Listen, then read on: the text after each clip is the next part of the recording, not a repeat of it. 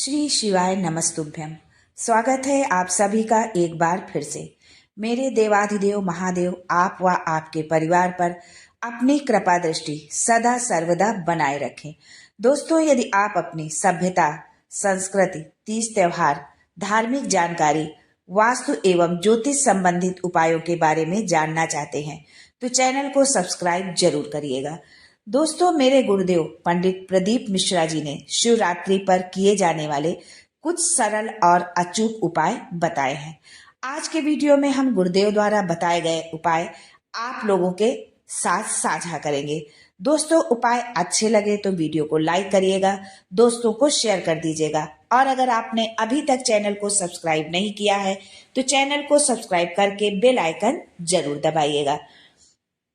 दोस्तों, आपके मन की जो इच्छा हो, जो कामना हो, उसे सामने रखकर आपको जो चाहिए उसके लिए आप एक काली मिर्ची और एक काले तिल के 7 दाने हथेली में रखकर अपने मन की बात कहकर, अपनी मनोकामना कहकर, मन से, भाव से और पूरे विश्वास के साथ भगवान शंकर के शिवलिंग पर चढ़ा दीजिए। आपको एक काली मिर्च लेनी है और 7 दाने काले तिल के लेने हैं। ये आपको भगवान शिवलिंग पर चढ़ाने हैं। हर महीने शिवरात्रि आती है, पर मुख्य शिवरात्रि पर जब आप चढ़ाएंगे तो अगले महीने की शिवरात्रि जब आएगी तब आपकी मनोकामना, तब तक आपकी मनोकामना पूरी हो जाएगी। जो आपकी इच्छा होगी, जो आपकी कामना होगी, जो आपको तकलीफ होगी, वो कष्ट आपके दूर हो जाएंगे।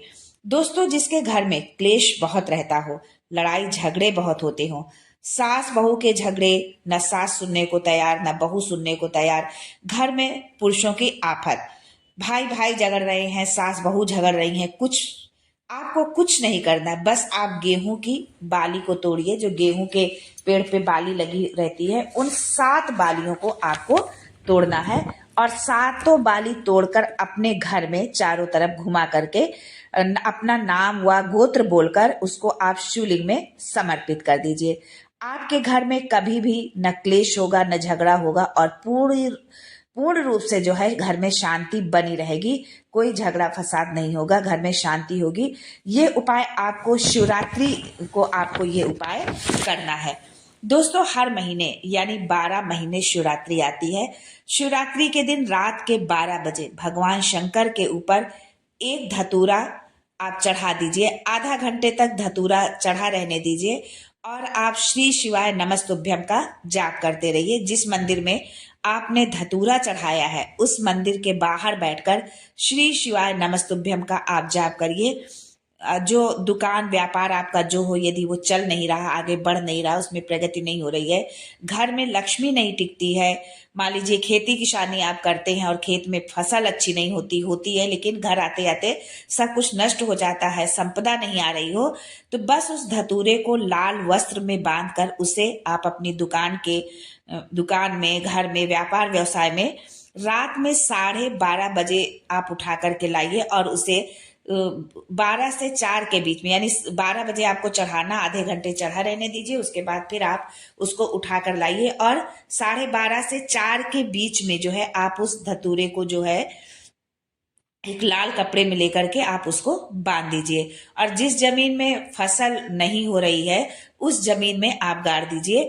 आपको कभी भी जीवन में किसी भी तरह की कोई तकलीफ आपको नहीं उठानी पड़ेगी। आपके घर में धन संपदा बढ़ता जाएगा, लक्ष्मी हमेशा के लिए आपके घर में निवास करेगी और लक्ष्मी बढ़ती ही चली जाएगी।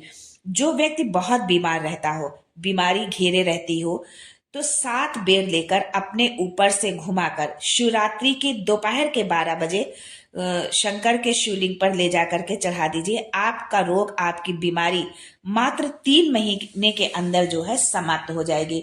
दोस्तों, शिवरात्रि के दिन बेर चढ़ाने का बड़ा महत्व है।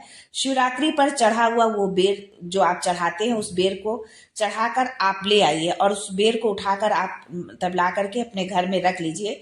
मान लीजिए किसी को भी उधर से, पेट से संबंधित यदि कोई भी तकलीफ है, कोई भी प्रॉब्लम हो रही है, पेट से जुड़ा हुआ है, कोई भी बीमारी है और आपको लग गया है, आपको लग गया है पेट से बीमारी जुड़ी हुई कोई बीमारी है आपकी, तो आप डॉक्टर की आपकी दवाई चल रही है और वो दवाई कोई भी फायदा नहीं कर रही है, सारी औषधि चल रही है पर कुछ फायदा उससे नहीं हो रहा, तो शिवरात्रि पर जो आप बेर चढ़ाए हैं वो बेर आपने जो रखा हुआ है, तो उस रोगी को, रोग वाले व्यक्ति को, जिस व्यक्ति को तकलीफ है, उसको आप वो बेर खिला दीजिए।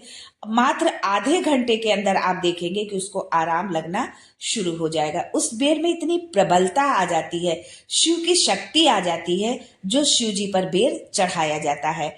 बेर भाजी आवरा उठो देव सावरा, जो हम देवोत्थानी एकादशी पर भगवान नारायण को समर्पित किया जाता है, ये सब चीजें, तो उसमें शंकर जी का भाव है उस बेर में, क्योंकि भगवान शंकर का दर्शन नारायण उठने से ही करना चाहते हैं।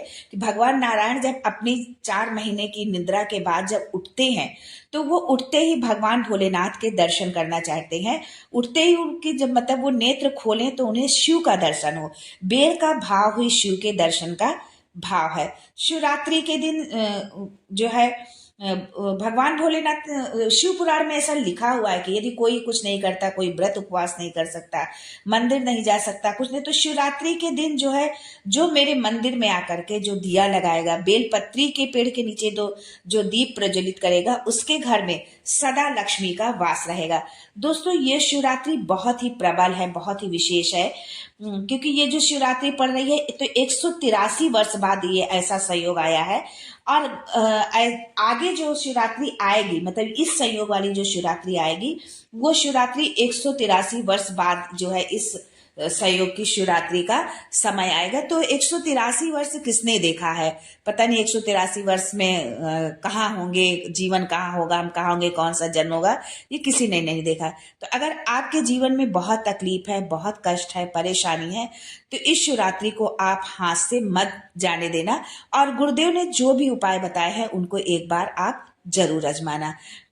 एक उपाय गुरुदेव ने बताया है कि 5 कमलगट्टे, 5 बेलपत्र तांबे के लोटे में जल भरकर रख दीजिए। सीधे हाथ पर उस कलश को रखो जिसमें 5 कमलगट्टे और 5 बेलपत्र डाला है आपने। उस कलश को आप अपने दाहिने हाथ में, सीधे हाथ में रख लीजिए और श्री शिवाय नमस्तुभ्यम, जो शिव महापुराण का मूल मंत्र है, उसको 5 बार स्मरण करके आपकी जो तकलीफ है, आपके हृदय चित्त में जो है, उसको अपने हृदय चित्त में रख करके अपनी तकलीफ को उसको हृदय चित्त से धर कर और मस्तक से कलश को लगाकर किसी एकांतेश्वर महादेव का स्मरण करते हुए अपनी कामना कहकर वो जल समर्पित कर दीजिए। एकांतेश्वर मतलब जो आपके गांव से, आप जहाँ रह रहे वहां से दूर हो, निर्जन स्थान पर हो, जहां पर कोई पूजा करने के लिए न जाता हो, ऐसे शिवलिंग पर, किसी वृक्ष के नीचे हो, किसी जंगल में दूर मंदिर हो, ऐसे जो है शिवालय पर जाकर उस जल को आप समर्पित कर दीजिए